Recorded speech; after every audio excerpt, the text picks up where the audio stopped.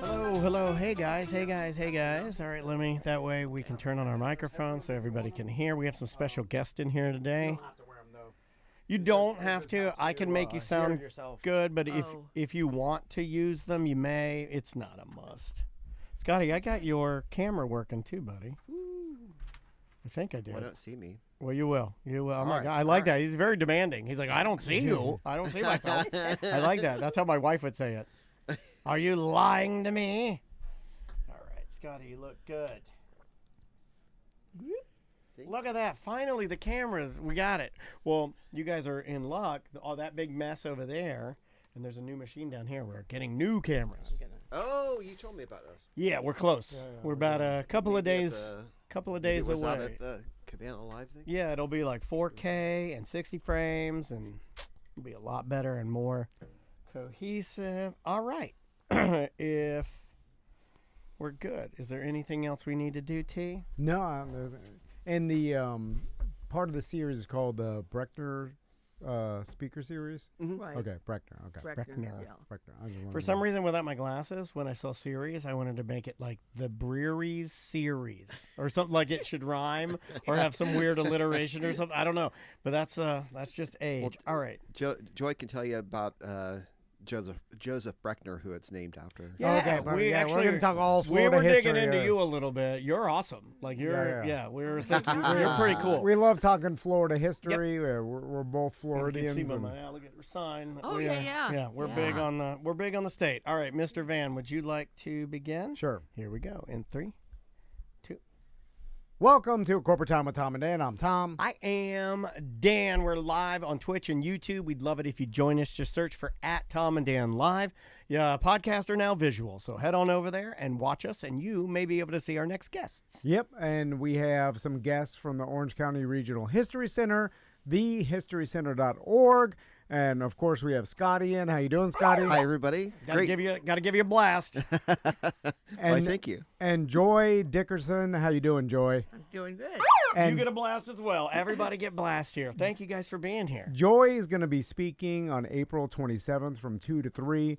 Part of the Brechner Speaker Series that they're doing at the History Center. Yes, sir. And Joy, I'm going to go ahead and say it, as a Florida historian that has, she's been writing for the Sentinel, for 23 years, Florida Flashback. Yeah. And me and Daniel were looking at all the books you published, and me and Daniel love Florida history, so we couldn't wait to talk to you today. And thanks for being here. Thanks for having And me. oddly, in a weird sort of related, unrelated note, my mom was a librarian, and one of the things before she passed that she loved so much was collecting Florida murder mysteries. Oh my God. Seriously. And there are some that I have at my house. I don't know the names of them because it wasn't my collection, but there are people, like my mom became sort of pseudo-obsessed with people like you that would take stuff we know that is familiar, landmarks, areas,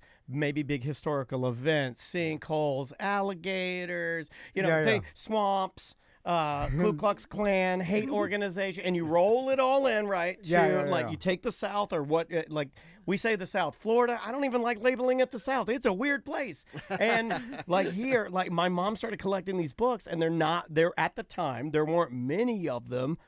You being a writer, are there a lot more people trying to do what you do and localize the mystery or bring it back to home or write from what they know? Or Oh, yeah. Well, Florida has always inspired a lot of mystery fiction. I mean, that people now know Carl Hyacin, who's sort of a genre all himself. Sure.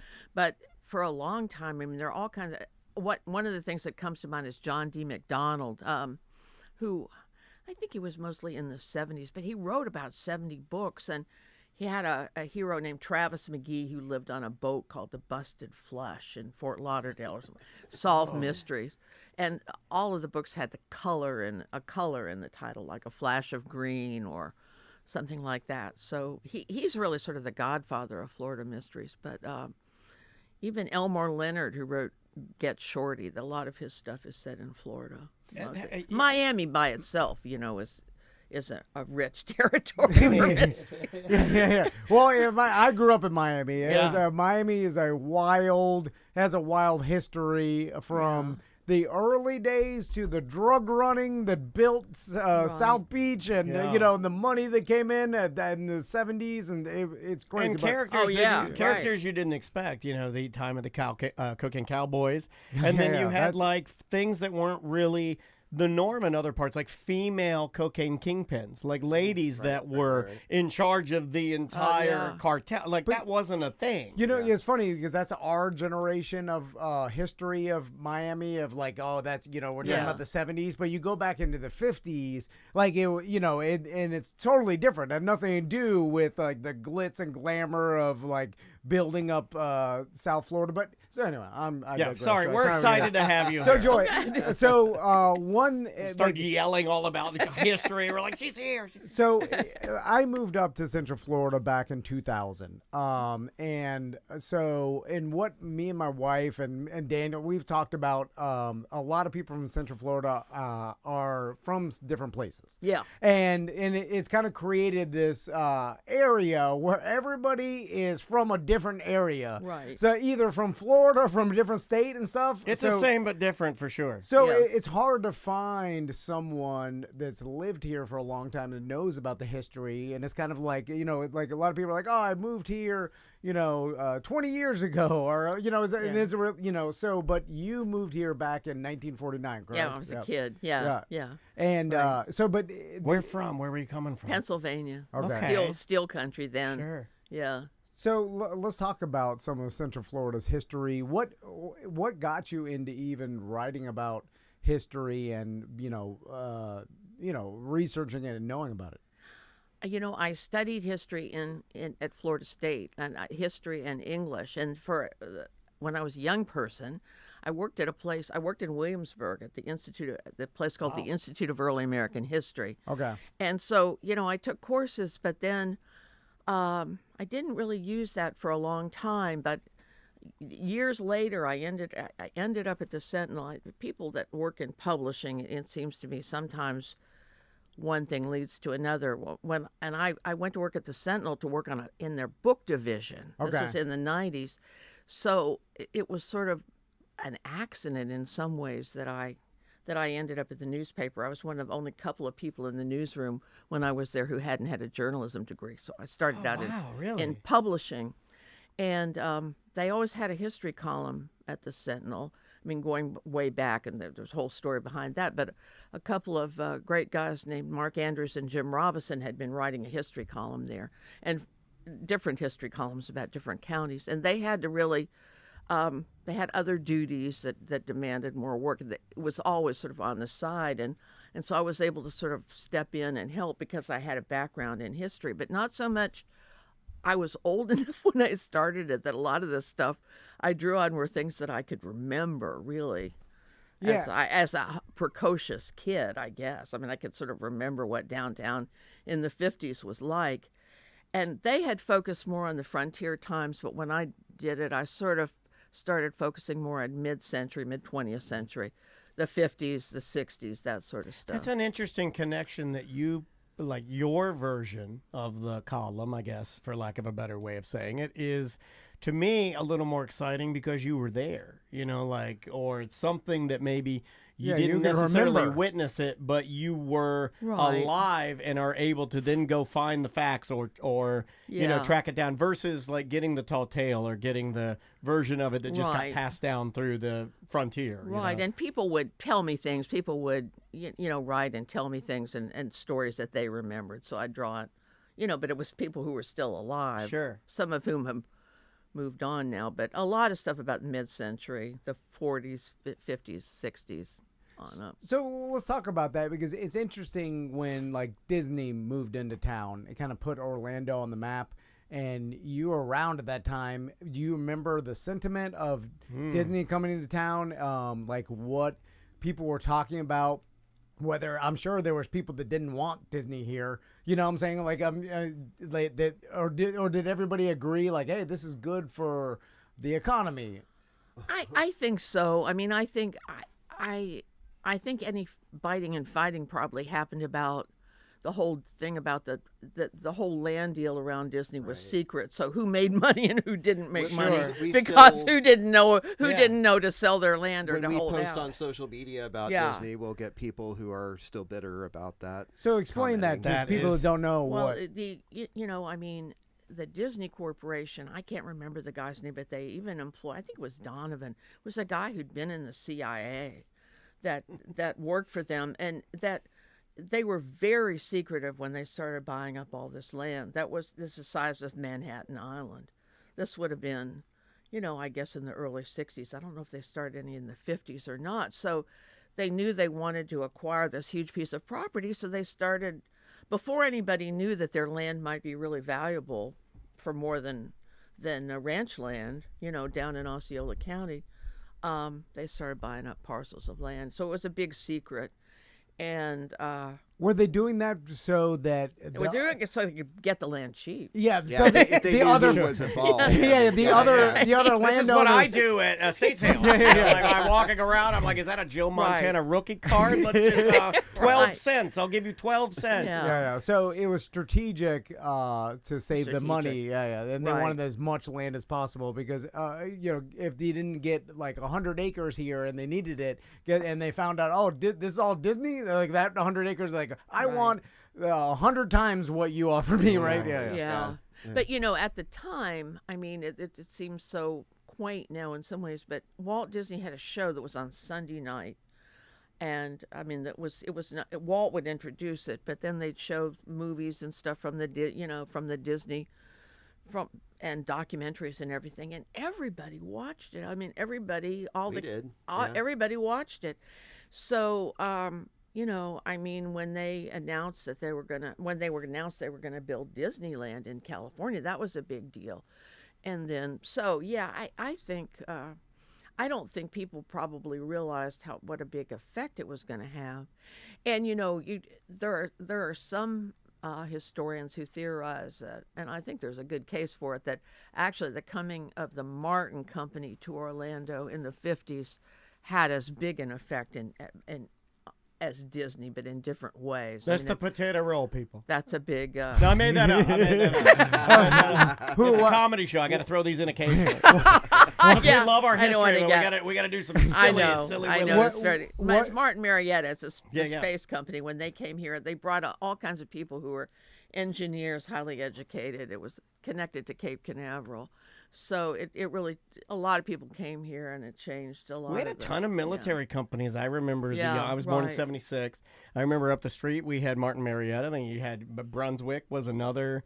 DuPont. We had all these companies that were known for like either industry or war or guns or bombs or chemicals or paint or. Well, there's so much change, and I mean, we're sitting in old Navy base. You know, like Yeah. this. Yeah. You know, Right. the Baldwin Park was Sure. the Navy Well, and base. before that, it was an Air Force base. Oh, really? Oh, Yeah, I did not know right. I that. mean, it started out in World War II as an Air Force base. I mean, Scotty has links to that. So Yeah, you yeah. know. Dad was Yeah. in the Air Force. Yeah. Right. That's actually Baldwin Park is part of the reason why my dad chose here to retire. Oh, really? Yeah. Being able to have those benefits, and then took that. Oh, right. Oh, Now my he God. now he I goes didn't to even think about McCoy, that. you know, Oh, to- wow. yeah. It was an air base, and it was the first air base in Orlando, and then Pine Castle, which became became Right. the airport. Eventually, was the second. So anyway. So you've seen things morph and morph and morph. And what's the greatest loss? What have we lost that you feel? If you could bring it back, what would you bring that's a back? big question. Well, I heard you speak joy. Ronnie's. Yeah, that's a great answer. Everybody wants Ronnie's back. Yeah, yeah. Hold on. what's Everybody Ronnie? who's sort of old enough. Like it was diner style, right? it was this great deli that was here for 40 years. Started in the 50s, closed in the 90s. It was in Colonial Plaza. Before it my was time. It was sort of a classic Jewish deli based on Wolfie's in Miami. Okay. But it had a bakery, and it was a fascinating place. Everybody went there. I mean, it was just kids after their prom went there. Politicians went there to make deals. I It can't was a visualize it, but I'm pretty sure in our current exhibit, Orlando Collected, there's Ronnie's I think there's something. things. But Yeah, I can't think I remember. remember seeing But I something. think, Yeah. I think We have one of their big signs, but Yeah. it needs some refurbishment. it's one of the places. It's just one of those lost sort of centers of community Yeah. that people always are of a certain age, old. No, think no, no. about think about. But I do think that. I mean, we have so many great restaurants and things, but it's really hard to find that many institutions where people are like, we took mom out here for Mother's Day and we're still going. I mean, Yeah, it's like, Yeah. that's hard to find. I had one loaded and it went away. I'm from DeLand, Uh-huh. so I mean I was born in Gainesville, but only because I was premature. My parents lived in DeLand. Now Shands was a specialty hospital, but we had Holiday House, Oh yeah. and with Easter coming we used around, to have Holiday House here. You did, We'd and- always go and and- get the lamb. That was a big deal. oh, with the Mangeli. This was my connection to Right. Orlando, thinking that, and the Right. Cooks family and that family, and I knew them know. personally, and they all fought, and some of them took Holiday House. There's and still one in DeLand. There's Cooks, yeah, Cooks, which is they still have the lamb. It's close, it's very similar, but yeah, that Yeah. was Holiday House is like that was Right. and when it went away and those little chalky mints, I was like, oh, God bless you, Holiday House, bye bye, see ya. Joy, I heard you do a talk about Winter Park and about people wanting to move to Winter Park because of the architecture and the old houses. And then when they move, they demolish them and build McMansions because they're like, these rooms are small. Yeah, of course they are. It's Why built is this in house the, so in the creaky and 30s. old? yeah. And then I had one of the old and I see it. off of Corinne. I had one of the old officer quarters, the little really? a little 990 bungalow. Oh, my favorite gosh. house. My favorite house. You know what got me, Joy, That's so is cool. like I live down Lakemont on the Castleberry side, so I come She down, knows. and right next to the YMCA, there was like a historic plaque in an old house there, and they demolished everything. Like, it is funny because I thought that it was a historic site because it looked like a gravestone almost, and it made terrible. and it was kind of like a small statue on the side of the road on Lakemont, and then they tore it all down and they're building a McMansion. And then I was like, man, like this is what happens where slowly they start taking history away, and then you start taking the history of Orlando away, and then people forget, generations. Yeah. And I was like, nothing. Where's looks the at- balance, or how Yeah. do you balance that when you want to protect some things, but you also You're get a lot asking- of people. You're asking big questions. Sorry, Yeah. We're just excited to have you This in is a here. big Like question. when we No. have real adults in here, because I- normally we just make fart jokes all day, and we get like a smart real adult Hey, in we, here. we can tell fart Scotty jokes. brings us his We can favorite still- smart people, and then I'm like, there's smart people here. Ask them all the good questions. No, but that's a huge question. I mean, what do you keep? What do you? Isn't it a question for all of us? What do you keep? What do you Yeah. get rid of? Yeah, I mean, yeah. It's what do I treasure? What do I keep?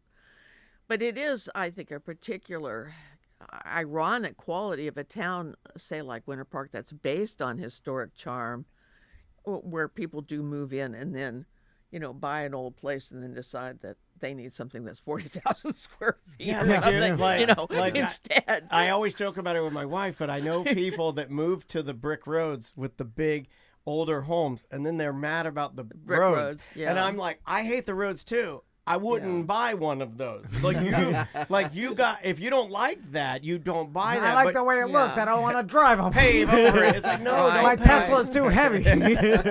Yeah, I'm an advocate for historic preservation, so Sure. it's sort of dear to my heart. But I think it's when you save a building, there's hardly any. I don't know anybody who's ever regretted saving a great building or a great yeah. Or That's a good way of putting that. sometimes you can't save everything, and you have to make hard choices. I mean, one now in downtown Orlando, I'm thinking it's real near the library. There's a 10-story building that began in the 20s as the Masonic Lodge, and it's probably going to have to go in order to make a new entrance to Lake Eola, and but there's a really distinguished house right next to it, the Spanish Mediterranean Oh, house yeah. that I That's would such a cool house. argue for trying to keep. Yeah. So sometimes, you have to make hard choices. It's cool that we have people like you, though, and others that will actually like try to put light on these things, because if we don't put the light on them, the History Center, there's our big Oh, plug. But if we don't talk about these sort of things, then they do go to the wayside. We've learned so yeah. much just by working with you, Scotty, everybody at the History Center, on just some of the things that we need to be a little more, I don't know, a little more mindful to, Right. because again, it's, I don't know, the collective it's such a cool thing to, Yeah. And so, Joey, I'm word salading a little bit. But. There's the iconic Central Florida cities that everybody knows, but then there's like outside surrounding places that people don't know the history behind, like let's say Winter Garden. Yeah. And I know you've written about Winter Garden a lot, and it's like people like, oh, I know where Winter Garden is, but they don't know the history behind it. So could you tell us anything about like surrounding areas? Yeah. Oh, well, Winter Garden's fascinating and sort of has benefited from, really not, I mean, there was a time when the main street there was just pretty deserted and everything, but nobody had, it hadn't attracted developers anyway, so it was sort of a happy accident in some ways that that little Main Street area got saved. But, a couple of things. I mean, it was the biggest citrus capital for, a long time. And there are a couple of railroad stations there, but there was, I think maybe in the 40s, more citrus was shipped out of Winter Garden than any place in the nation. It was all orange groves. It was right? the center. It was one of the big centers of the, of the citrus industry. A lot of the families there had groves and packing houses. And Almost that all sort my of thing. posters, my daughter's, when she's 9 now, but her room originally was all done in old Florida posters. And Oh, cool. And I would find them online and then illegally print them at Kinko's, which you're not supposed to do. Don't tell Kinko's. But most of them were from like a Winter Garden area, and Yeah. you'd see the family names, and You'll see that- they were all from that area, and it was big business, big bright orange colors in With the citrus labels. Yeah. Yeah, Oh, that's a beautiful. whole Yeah. wonderful source of so art. beautiful. With the labels that they used on the crates and would sort of function as an ad. Yeah, and But they got spicier too. Like you could Oh, see yeah. the change, and then they started adding nothing too far, but they started adding like ladies with Ladies. like a little, like a 2 inches of midriff showing. Right, I'm right. like, whoa, seriously, Yeah. and they're in a bikini holding Oh, the yeah. orange crate, and I'm like, whoa, what are you doing Or here? they, Oh, had yeah. or they had the pirates and they're talking about booty and Yeah. They tried Scantily clad mermaids. Yeah. They just Yeah. kind of ramp it up a little. What's gonna sell these oranges? Did you know the citrus? Do you know about the citrus disease that's affecting all our citrus here in Florida? And, like, know. I do, and I don't know much about it, but I heard it's just devastating. yeah, my buddy the Wizard said that It's worse. in Yeah. like a couple decades, no more citrus will ever be produced in Florida because the disease is taken over, and it's all going to be in like Mexico, Why the California. hell did you bring up that sad fact? I Bumming don't know. me out. It's some sort of citrus well, disease. I that is think it's affecting called the the tree. greening or something. I don't know. Greening. It's- That sounds And they like can't a get- sounds horrible like it horror does like a movie. horror movie. And doesn't it? they can't get rid of it, and it's just affecting, and it's shutting down the citrus. I thought you were going to ask economy here. about Anita Bryant when she and Oh. Disney did Orange Bird, and she was Oh. on the Citrus Council. yeah. And I have the record of that. Oh, do In you? my daughter's room. It's all part of the theme. Oh, my And then we gosh. did a little more digging into Anita and some of She's not. Yeah, some of she was her, not, her she was thoughts. not cool. And she's Yeah. extremely anti-gay. Yeah, Yeah. and Like Anita, not a good person. Orange Bird is great. Orange Bird's Bird's fine. awesome. Yeah. A lot of people Bird- don't know this. Orange Bird is Orange gay. Bird is his own Yeah, yeah. person. He's gay. Yeah, He's yeah. like, yeah, but He's Anita gay. Bryant, not He's good. He is. He's a little orange man with a cannot- little green. Yeah. He's made several statements against her. Yeah, he really has. I'm glad he's outspoken, that Orange Bird. He's like, yeah, I took too many pictures with this woman. Orange Bird you can find in our exhibits. Oh, that's two, awesome. two different places. I think. Yeah, like you did come to the right place, because if you're gonna start talking about Florida history, we're happy to Oh, have you. we should talk about what are you wanna hit going her to be book? talking about for your What am I going to be yeah. talking Yeah, about? yeah. Well, it's an illustrated talk. I mean, one of the things I really, when I wrote my column in the Sentinel, I think focused as much on the picture that was going to go with it as what it was going to say, and tried to really loved researching pictures. So I'm going to show pictures. Aim to show 150 pictures to go with 150 years of Orlando's history since its incorporation as a town. starting, early on, and pictures and people who were influential, try to sort of spin the story of Orlando through these images. I love it. I love the one that's even on the History Center website where it's like it appears to be something that you would be doing, just sitting on the back of an alligator, but it appears to be Sitting on the back of the alligator. That's the photo that was used for out in front of the History Center. We have a statue, and that's the photo that was no used. way. Yeah, we'll spend it. We'll spend a little time on that, and I've been trying to think if there was any more iconic photo. I mean, it's from the 1880s, but I can't think of one that's and I love the story of the guy who took it, who was named the photographer, which not that many people know, but it's a guy named Stanley Morrow, who really came from the West. He photographed, most of his career, he photographed Native Americans in battle scenes and the West, and came through here and took all these great pictures of Orlando, because it was a frontier too. It was like it was not that much different from where he went in North Dakota and other places in a lot of ways. And it's interesting because I feel like younger generations, like my sons, because of AI and all these fake photos, like they'll see a photo from the 1800s and immediately just think it's fake. Because there's so many doctored fake photos now. Yeah. That it's like it doesn't even seem real. Facebook got me the other day with Florida history. Cypress Garden, the Florida-shaped pool. Oh yeah. I think it was out of Cypress Gardens. The Florida-shaped pool. I thought that was fake. I was like, "What? That's that was real. That's 100% real." And that was real. Made for Esther Williams. Yeah. Oh, that was beautiful. But the photos, if you look at one now, you're like, "Well, how the hell they keep it on the side of the swamp without all the concrete crumbling?" We just had that tournament at Rio Pinar Golf, and apparently they had a Florida-shaped pool. Yeah, they had a Florida-shaped pool one time, too. But they filled it in for some reason. But that's such a fascinating Florida-shaped pools are awesome. AI and that whole thing about your kids not knowing about what's a real historic photo and the ability to sort of create them. I was never that much of a fan of colorizing old photos for that reason, but I mean there are certain things where it's good, but. Interesting. Yeah, I wasn't either. It's funny, like I'm all in on the AI now because I use it to, make my life a little easier here at the studio. But colorizing films, or when who was doing that at the time?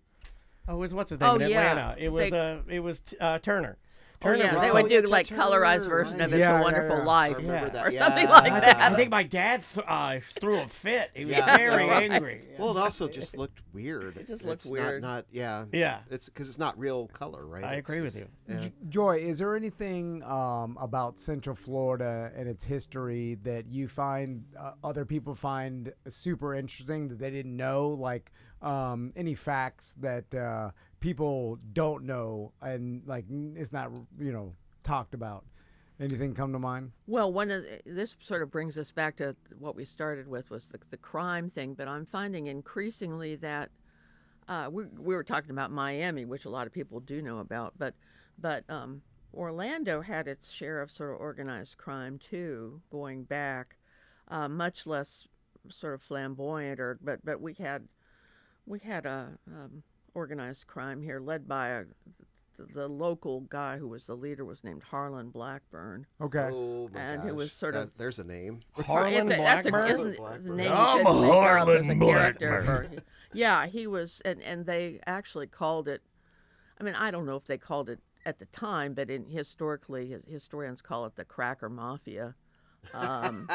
Which is a whole side topic too about the use of the word cracker for Florida, not as an epithet, rap group as Florida. But and so there was this illegal lottery here called Bolita, and where people bet numbers every week, and I'm talking 50s, 40s, 50s. And like in the Tampa area too, they yeah. So people would bet on numbers. The numbers, the Bolita meant little ball, and they would draw little balls with numbers on them. So it's similar to the Florida lottery. It's very similar to the Florida lottery. So, but it was. We stole the Florida lottery from the Spanish. It was called Bolita at one point. Oh yeah, and we just absolutely. Stole it. We're just like, here. And so the mob and everything were. They had their hands in all of that. Crazy. It sounds like another book here. I'll plug your book. I do talk about it in the plug secret your book. Yes, Okay. yes. in the secrets of the Flamingo Cafe. Yeah, secrets of the Flamingo Cafe. Oh, that looks good, man. Good branding. My mom would be all over I that. our got my friend Rick did flamingo that. glasses. Our friend Rick did the cover. So Put my glasses on there. Oh, Rick has been on the show. yeah, Rick has been. You said Rick has been on. Yeah. Oh, yeah, we've had Rick on My there. friend Rick did the cover. So. Oh, fantastic. So, what is the secrets of Flamingo Cafe about? He can't read. It's about an artist who moves here from New York. She thinks she's not going to stay very long. Her aunt has died. Turns out her aunt probably didn't die in an accident. She remembers when in her youth she tangled her own aunt tangled with the Ku Klux Klan. There's a young boy in it who's selling Bolita tickets. And Okay, all right. Okay, yeah, this so sounds he's- awesome. Yeah. He's what they call a runner. He comes and takes your bets every week. I'm familiar with the It's runner. like, I'm like familiar with the gambling. runner. he's addicted with gambling. No, I'm not kidding. I'm not kidding. So- That's They still 100%. have runners, by the Yeah. way, and it's what And, in sports gambling, it's what you call people that will go and bet for you at different, sports books. Oh, You send a runner. Well, all these folks end up at a place called the Flamingo Cafe, which actually existed in Orlando, not far from here at all. It was on the real place was on Colonial Drive, sort of near where the Olive Garden is now, except on the other side. I mean, like right near where McGuire comes into Colonial. Okay. So we're just not very far from here. That was the city limits then. So this big nightclub opened in the 29 and went on for a long time, but it had gambling in the back room, sort of secret casino gambling in the back room. Yeah. So I mean, the version in my book is highly glamorized in essence and run by a much more glamorous owner than in real life, but it was a real place. That's With real awesome. gambling in the back room. Yeah, I love this, man. This is gritty. Joy, would you mind if I told you about some of Florida history that I know about it? But it's ridiculous. this is what makes my- Okay, so all right. so And my she can fact check you. my- That's what makes it fun, Feel yeah. free So, to say my if anything you hear is BS. my you can just yell it. my grandfather grew up in Miami, went to Miami High, and ended up getting trained for World War II in Florida or whatever. And so he bought a place off the Loop Road in the Everglades, and between Tamiami and Miami and Naples.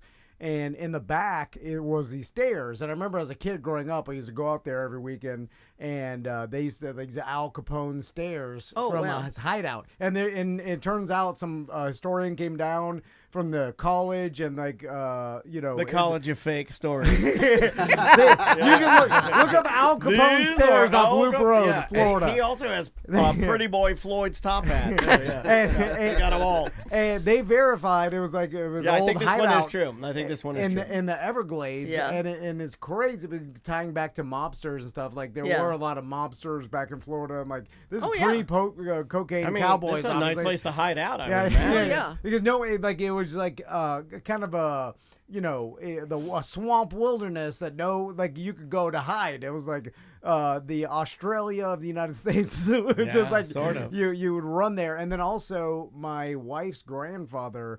And this is bizarre too. Like he worked for the Deltona Corporation and then built Marco Island. His name was Herb Savage, and it was basically developed Deltona, and then the Deltona Corporation developed Marco Island. I didn't know that. And then It was the basically, Mackle brothers, right? yeah, the Malco brothers, and then it was like the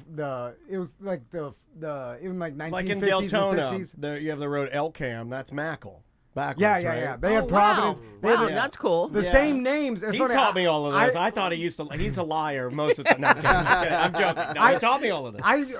me and my wife randomly end up living in Deltona. True We had story. no idea about her grandfather's. Didn't she start they built asking it. her grandma or something? Well, no, they were at the time. They're like, "Oh, you live in Deltona? Well, we built that." I'm like, "You built Deltona? It stinks." But at that back, Say that. it was all like Marco Island. And I was like, why'd you make it like Marco Island? They're way better. Marco Island. Yeah. There's a reason. Paradise. There's a reason Dog the Bounty Hunter didn't move to Deltona. He moved to Marco Island like a month ago. But there's, I mean, so many interesting places in Florida, and like the history. And it's funny because when I was young, it kind of takes age to appreciate history. It does. It's like when I was in my 20s, I didn't even come close to appreciating it much. Now in my 40s, Yeah. and then like I've been here in Central Florida for 25 years, and then I'm telling people like I remember when UCF was just a bunch of trailers. And they were building buildings everywhere. I went there in 2000. I'm like, it was nothing compared to what it is now. Right, yeah. And then, like, young students are like, all right, old man. They're like, we realize everything starts from nothing. But it's like, and then, people tell me about Cimarron, and it was just like cow pastures. Basically from the airport on, it didn't even get developed. And it's like, and I can't even imagine that. and these are old pictures that you've had, you from your book, History Photos of Orlando. Oh yeah. Like that, when you see those photos, it's almost like you can't even believe they're real. When you're like, here's a picture of Mills 50 back in the 30s or whatever, and it's just like, wow, it's crazy. And again, you're going to try to do 150 photos, Right. And so you can be a part of something like this, and you can go and check it out. Sit and watch the photos. Think about history. Think about why you should love it, like Tom and I do. And so, Joy, is there anything that like a particular story about? Do you remember when they built the Citrus Bowl? And like, was there because it seems like, when was that built? In the 70s? I don't know like much Camping World now, Yeah, but I don't know much about any of that. I just remember it's always been here. It's always been. I mean, I can remember when it used to be. It used to be called the Tangerine Bowl. I can. It just kept getting bigger, but it was always there. I mean, going way back. But no, that is not. I am not that versed on that.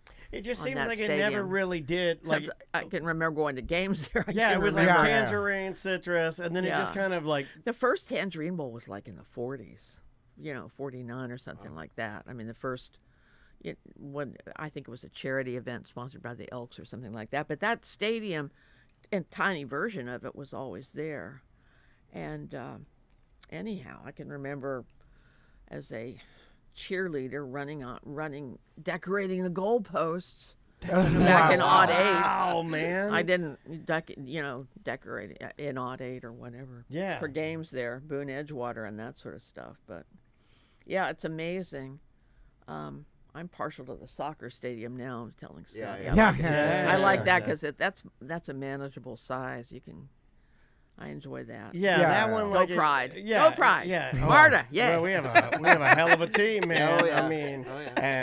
and Seb Hines. Shout out to Seb, great Oh, yeah. coach. Yeah. We love our Absolutely. Seb Hines. Yeah. And again, Joy is going to be talking April 27th at the History Center from 2 to 3.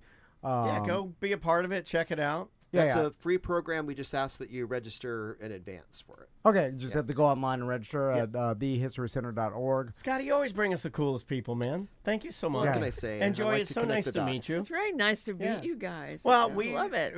We didn't. He always brings us like cool people. Hey, she's gonna talk to you about some cool history. Like we're all in for stuff like that because You all know a lot.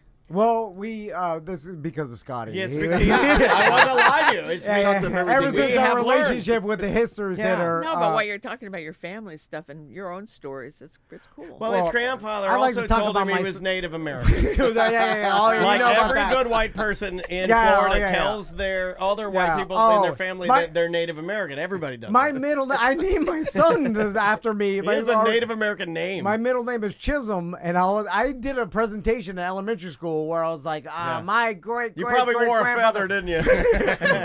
You're not supposed to do that. You're not supposed to wear a feather. Was Joseph Chisholm from the Chisholm Trail, and then my elementary school teacher was like, oh yeah, it must be real. It was before anybody could verify anything, and then No, your son's gonna go up there. I'm related to Black Panther or something. It's just you can't do that, man. And you know what it was? Is DNA testing. We took a DNA test, and I'm like, no Native American. Oh, yeah, I'm from Europe, like every other white but dude. then I argued to him because when you look it up, and I actually went to the house, the Chief Van house that's in Georgia. There was my last name is Van. And there was a chief that was a Native Yeah. American. He wasn't truly Native American. He was half Native American Irish. Yeah, right. So he's half, but so I'm thinking that maybe you could have been on that other well, side. that's true. That's true even of Osceola, the famous warrior Osceola. I mean, he was part Scottish, I think. But yeah, and it's funny because ever since then, my whole life I believed I was some Native American heritage, and then He has a and I don't think it is. tattoo. I'm none of it. He has a tattoo of a giant Listen, two I horses, heard- palominos racing on the back of his back. That happened to me too, because there was a story in my family that on my father's side that somebody way back had married a Native American, and I was disappointed too with the DNA, but I heard. And I'm not going to remember this right, that it may be that the DNA tests they do now just don't go far back enough to capture That's that. what you I said. don't know. That's what you said. Well, that's what we all think because we want He to told believe. me he was so authentic Native American that to test it, you can't. It's untestable. Yeah. Like, Well, well, I've heard that too. But part of the history of why so many people in Florida had Native American background was there was a time where the people just told that because it was Because it's cooler than being white. yeah, but also it was like it's bravery and rebellion, and it was like having Native American blood was like considered like you were more brave. You're more and, exotic. and like you didn't follow the government as much. You know, it was like you were more Yeah. rebellious. A renegade. Yeah. You know, A it's like- renegade. so Yeah, it was I like like that. you told people like, I have Native American, and then all of a sudden it just after You're an Indian generations. outlaw. Yeah. Part Cherokee and Choctaw. And My baby, she's a Chippewa. yeah. She's But a anyway, one of a kind. Joy, Tim thank McGraw. you so much for Okay. coming. I appreciate it. Thank you all. And Yeah. tomahawk chop. You can't do that nowadays. Joy, oh my God, Joy, what have you done? I'm Yeah, sorry. you- Go No, Braves, no, go Braves. No, go on Braves. this I'm sorry. show you can do it. I went to Florida State. What can I Yeah, do? Yeah, she's allowed. She's They allowed. still do it there. I Canceled was right before you. Oh, they Canceled. do. Kansas City does I it. get your show canceled right before. No, that doesn't You're exist, fine, Joy. you're fine. We're all You should have heard amongst what we were friends. doing before you got here. It's You're way totally worse. fine, Joy. Scotty, All right, thanks Scotty, so Joy, much. you Oh, guys are thank the you. best. Yeah. History Center, all. go there, support, become a member, support, and go to the website and see if you can fit in some events. And also remember, every third Thursday, you can go to the History Center for free. Yeah, 5 to 9. And if you want to check out the History Center for free, but my recommendation, just become a member. Just sign up. Because you have access to all these great things and talks. Well, then you and- won't miss out. Yeah. You'll always know that you're ready to go. So Yeah, and the Orlando Collected is going on right now. It's 150 items based on 150 years of Yep. We have Florida, items? Orlando. Yeah. Yeah, in there and as you well. are curators, so is Joy. yeah, So Joy's am I. in there. You Yeah. can. I bet hers is way better than ours. All right, we'll take a quick break. We'll be right back with more Corporate Time. And we're done. We're still on Twitch and YouTube, but because we got to do one more, right? Yeah. Thank you so much. Oh, Joy, that was Thank you so all. good. You were great. Thank you all. me save Well, that. I had a lot of fun talking with you all. Yeah, we were sorry we're all over the place. We get a little. No. We start screaming and jumping all around. That's what makes it fun. Where's that goatee? That's Tuesday 1 and 2. Yes, sir. Thank you. That will be tonight, first hour. Do you all drink caffeinated beverages to keep your energy up? Well, we I'm just just trying to get less of them, but yes, ma'am. Yeah. We do. We just do it for Decent some. amount. We realized that we've been doing broadcasting for so long that you kind of have to talk that way because if you're listening to audio only. Well, I'm glad you guys liked that. Yeah, I thought that was super fun too. Normal cadence, it seems boring on audio only, so you almost have to be over exaggerated, and that seems normal. Nobody else is doing history. I assure you of We that. started talk radio a long time ago, so it's like even we have video now, but in talk radio has always been like that. Like you tell everybody to yell and be enthusiastic because it comes off, on audio only, better that way or whatever. So I think from 20 years of working with Daniel, we just, now we're over. a couple of old men screaming. When we start the show, it's a weird conversation if you're here, but when you're listening to it, it comes off normal, almost. That's like interesting. Yeah, so like when we're doing it here, a lot of people say that you're like, whoa, too much. But it's like, sorry, I wasn't able to get back to you. When you're just hearing it on the radio or audio, it actually tones it down, and it's just like a normal thing. Oh, so. good. Well, I hope I. Yeah. Oh, you were No, you're fantastic. great. No, the chat room was just saying how much they love you. I love Scotty and his guest. You got somebody chanting joy, joy, joy. That was a good one. Sounds like a great exhibit. I love the history shit. Yeah, you did a good job. Yeah, well done. Guys, we're going to take a break so he can have a private phone call, and we'll be right back.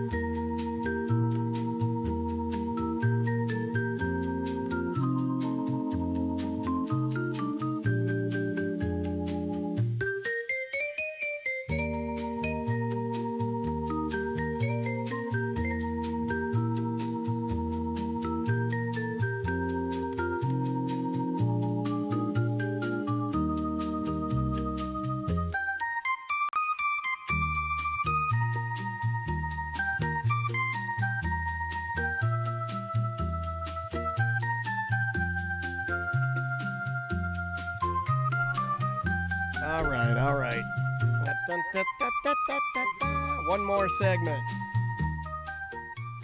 One more segment.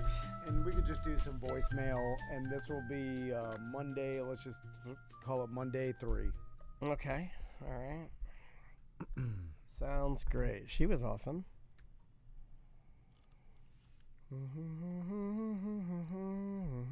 All right, Monday 3. Yeah. I'll bring us back. Here we go. 3, 2. Welcome back to A Corporate Time. Let's do some voicemail. Yes, voicemail messages. You can leave one. A couple ways to do that. 1-844-TOMNDAN. That's our little vanity number. You could also text that. But I'm going to mess up the texting, how to text it. What do you text Tom and Dan to it, right? Or BDM. Yeah, if you text just BDM, those 3 letters, to 844 Tom and Dan, it'll text you back and say you are now, and you could also text some other thing. It'll tell you to stop the text if you ever want to stop. But anyway, why would you even tell them that? You're oversharing. Why would you tell them people to stop? I want to stop one day. No, but they didn't say that. Let them get hooked first. Yeah, and so we don't send that many texts, but we usually send texts talking about upcoming parties, events, or new merch or something. Yeah. So it's you'll probably get one once a month maybe, but that's a way you could directly communicate with us. You can also text us too, which Tracy will get, and she'll let us know. Yeah. Yeah. You can also text our personal numbers at this point. Yeah, we've given them out so many times. You know, in fact, that might be one right there. It is a picture of a penis. All right, let's try this one right here. Hey guys, I was just listening to your ACT about the scan and go at Sam's Club, and Tom was talking about discounts. And I don't know, maybe somebody put this in the chat or put put it on the BDM page, or you know what? Never mind. They probably already told you. Now, I played that because I'm like, why would What you is do it? that? Why? I don't know didn't the tell answer. me. They didn't tell us. So you called in and you let your lack of confidence ruin my little factoid tidbit. I needed that factoid. Yeah, we have no idea what you're talking about. I'm lost. Does Sam's Club, when you do a scan and go, does it give you coupons? Does it give you money off? Now there's no way of finding out. Well, thanks a lot, sir. Yeah. You wasted your life. Yeah, why would you do that? Why not just finish saying, yes, you do get, coupons, or no, you do not get coupons. It's the same amount of words and syllables as, somebody probably already do. Or say someone probably already told you, but you do get discounts. You could have just added it. Oh, you ruined it. Yeah, you really made us mad. I hope you're happy, sir. I hope you're happy. Hey there, Tom and Dan. Hey guys, it's Kenny.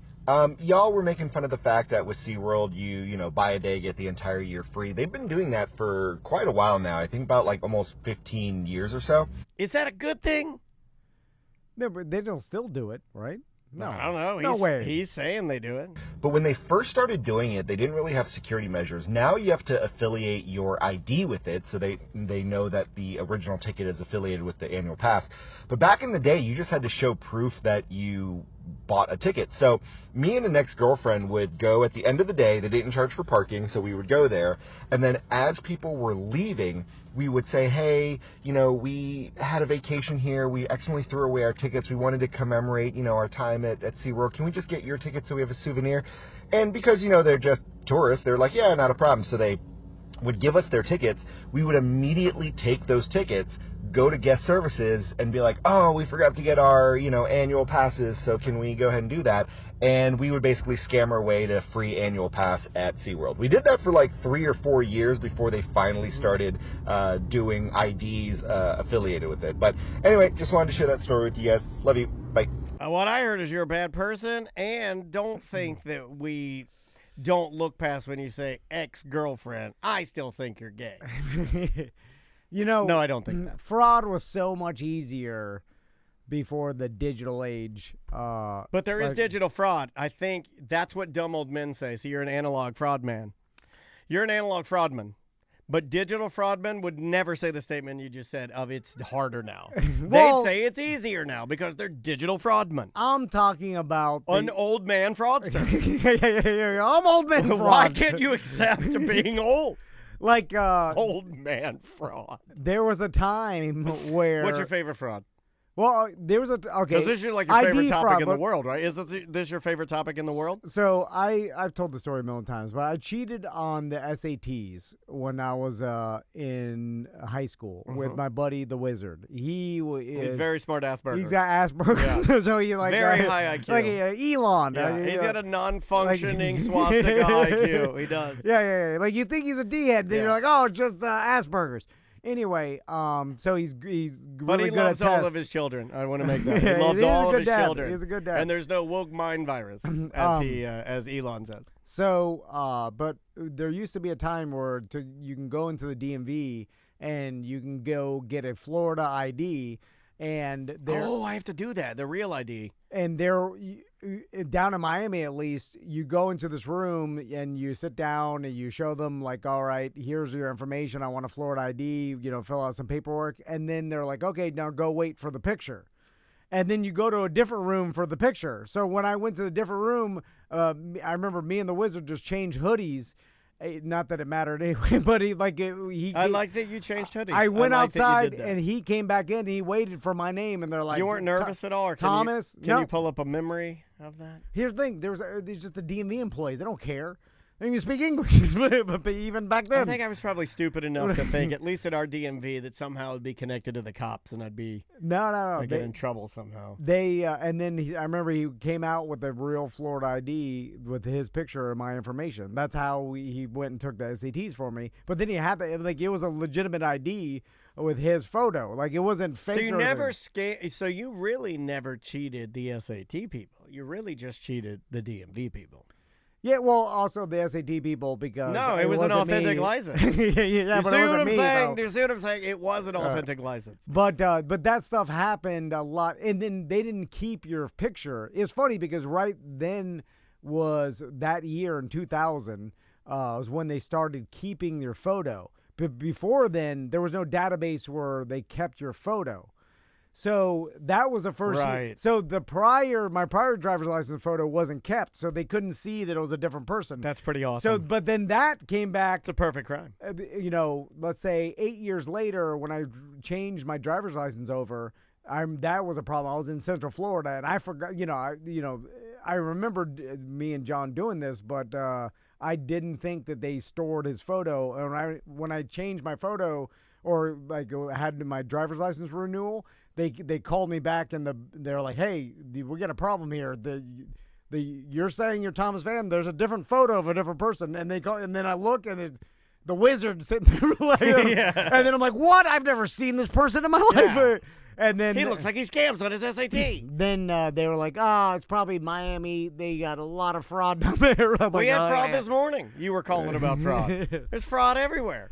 Although You're talking about how you want good old analog fraud. This morning, you were on the phone handling digital fraud, and we were getting BF'd. They were coming for our money this morning. what was weird is that is some sort of mistake by GoDaddy. Okay, well, I'll tell you. Don't talk about it. So all of a sudden I'm paying a credit card bill, and then I'm just scanning the transactions, and I'm like, $1,000. What is this? GoDaddy. Yeah, he does a quick scan. And then I thought You thought I was giving money to webcam girls again, didn't you? no. I was like, oh, this must be for 10 years of Tom and Dan. $100 a year? Are you crazy? I ain't paying $100 a year for a URL.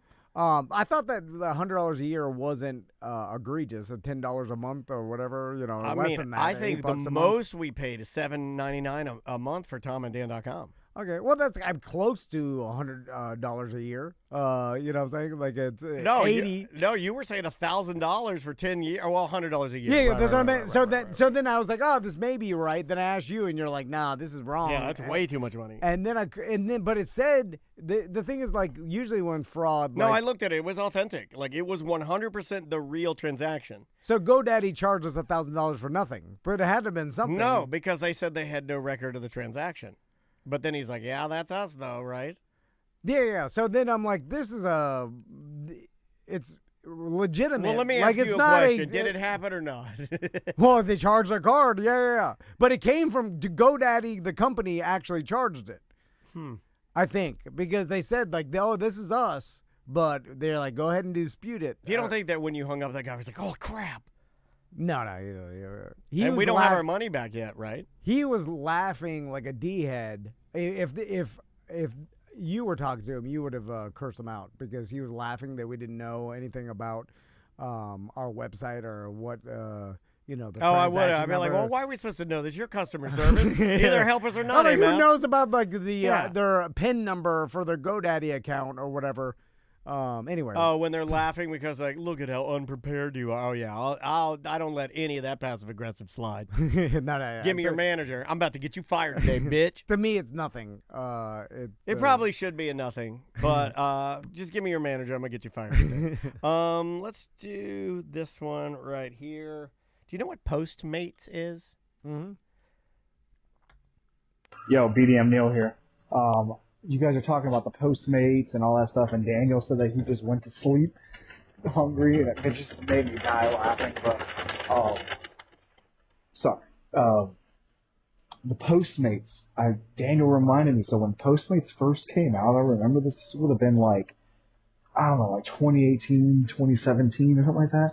They would do these promos. It would be almost like every day or every couple of days. They would do these promos where you would just get free food, and it would be delivered for free. Yeah, I remember this because I remember thinking that Postmates was more of a West Coast thing, because I used to hear like a lot of comedians and a lot of like podcasters talk about it in California. It wasn't really like an East Coast thing.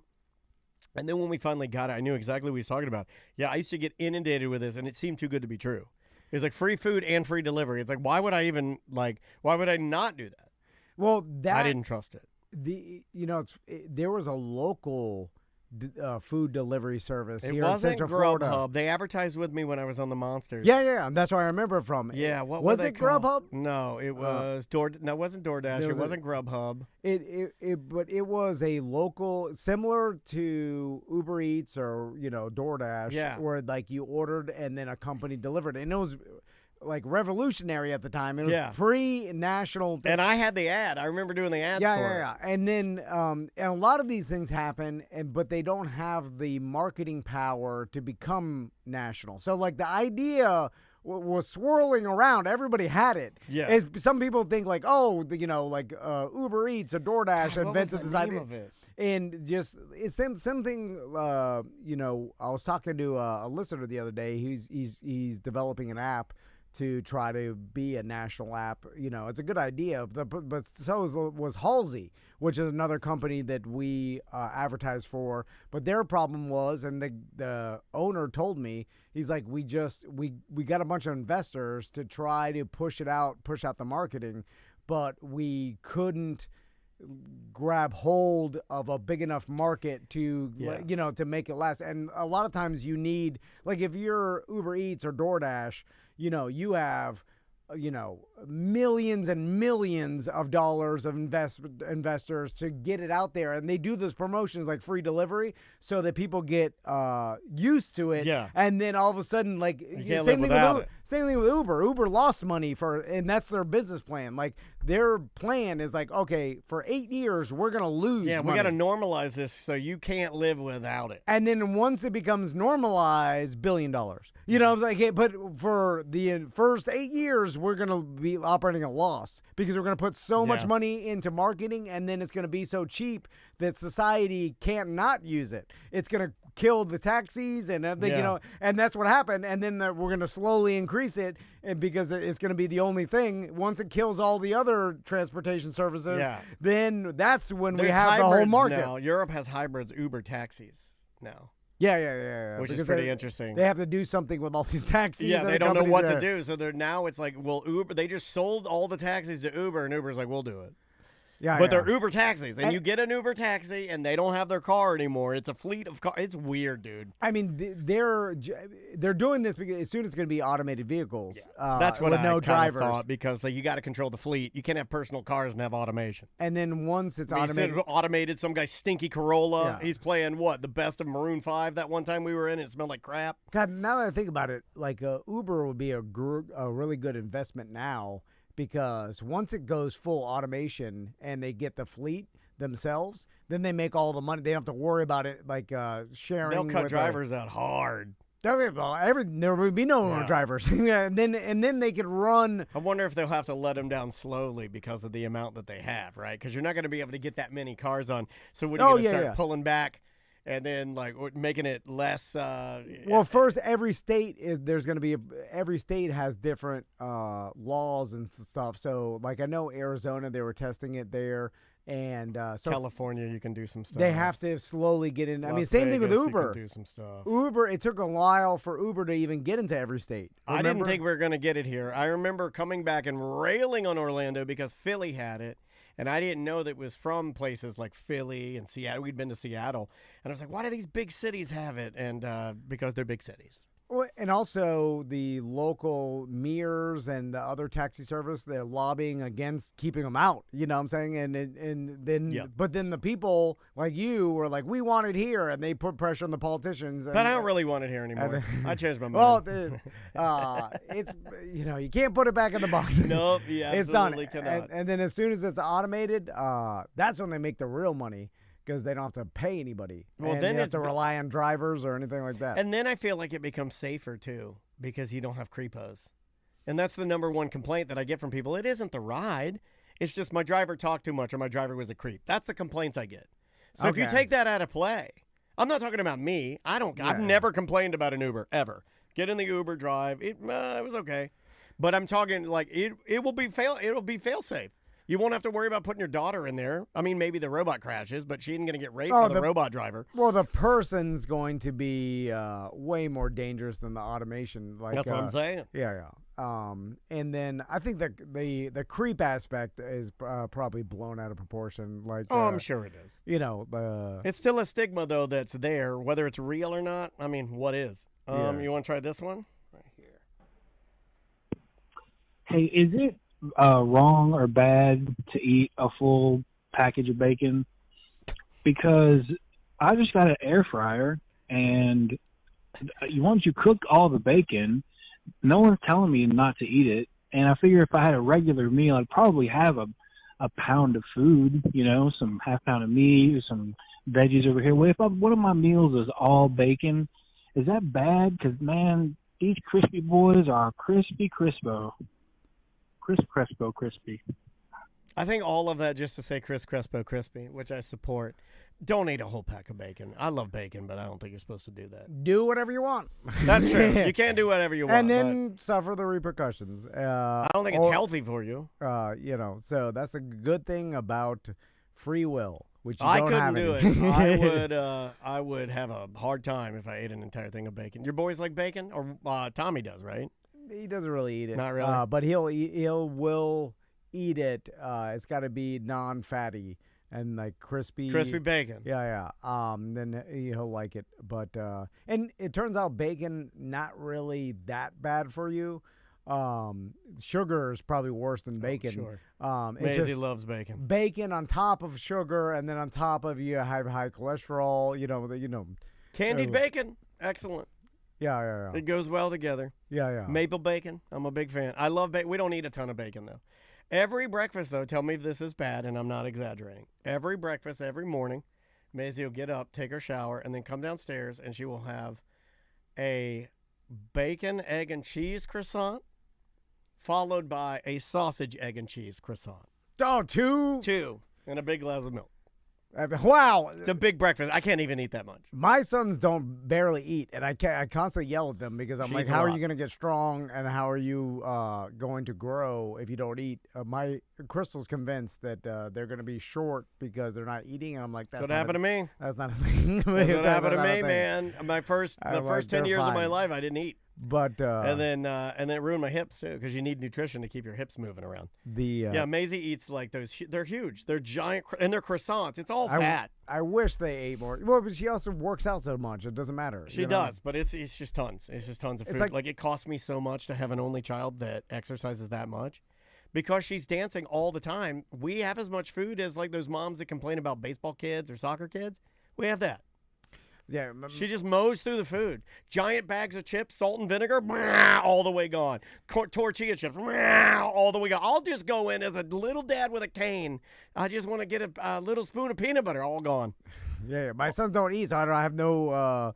I can't relate to it. All gone. They barely. We're constantly yelling at them to eat their dinner. Constantly yelling, you have to eat. They don't eat anything.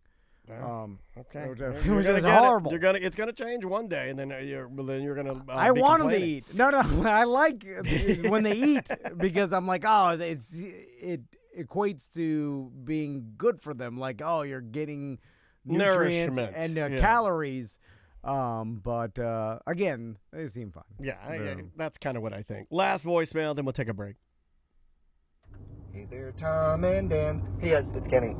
May not be the most interesting voicemail, but Tom may find this interesting. You guys were talking about the Game Genie and how it works. Basically, the old Nintendo, it's just binary code, so all the Game Genie would do is change the binary code that is sent from the cartridge to the actual Nintendo itself. So essentially, if the binary code says that your player only has 3 lives, what the Game Genie would do is intercept that code, alter it slightly, so instead of 3 lives, it's now infinite lives, and then that's what the actual Nintendo console would read. Anyway, that's just quickly overview of how it works. Love you guys. Bye. Do you think if a genie came... I love a good genie question. Thank you. This is about Game Genie, too, which thank is you for asking rare this. that I get 2 genies. It's a genie on genie. And said that Double genie. I'll give you $100 million if and if you could figure out how to recode this game genie or whatever, or do basically invent a secondary game genie so that you could it could mimic what a regular game genie does. You think you could, using the internet and unlimited, like say they give Oh, you mean right now? Yeah, like could Use you AI? Could you research it and build it, because it's rudimentary technology, right? Like from the 80s. So could I build a game genie that would work? How long do I have? An unlimited time. I think with AI, I could. Yeah, I do think I could. Using, if you... Now, if you had asked me that a year ago, I would have said that's a stupid and insane question. Yeah. But now with the way that AI is, and after also witnessing something my wife, she uses Copilot, which is different than ChatGPT. And I've seen her go in and make little programs or little scripts that are essentially a game. It's an app. She's made a little app, or she didn't make it. AI made it. Her. And this little app will allow her, and hopefully I'm not saying too much, will allow her boss to check the status of all of her records, of all the things they're working on, from a little desktop without even going in. It's just always there, like this thing behind me. Just this little sign behind me that shows the weather and stuff like that. And Andrea made a little thing for her boss so he can go and all of her little programs, like he can go and check.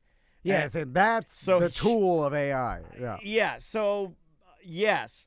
Putting it into a cartridge, making it work inside the machine, that's going to give me a problem. But I do think I could do it. Yeah. Yeah. But eventually there's some YouTube video. I talked to that SJ a little bit. There'd be some YouTube videos on how to connect it yourself. Yeah. Like how to actually build the board or whatever. Because it is rudimentary technology. That's going to be the fun thing. And you know what I kind of wish you were doing and I were doing right now with our kids, and I don't think you and I will ever get this. Tell me if you ever did this. I remember one Christmas I got one of those boards that had all these crazy wires and little alligator clips and batteries and lights and stuff, and you could wire stuff and use batteries and put together like your own circuitry. It was like a Radio Shack kit. I know that's an old man toy. Yeah. Like I kind of wish that the pendulum, you know how like we're all back outside now because like we're so kind of sick of computers. I kind of wish that pendulum would swing back and we'd like get some wires, start hooking things up again. I remember when the Grizz, before he went to the Army, he went to DeVry Institute. and then he got Did he have one of those? He got a circuit board like from one of his professors to bring home. He's like, you could use this to practice your circuits. Yeah. Then me and Turkey Leg put a doo-doo toilet paper on it.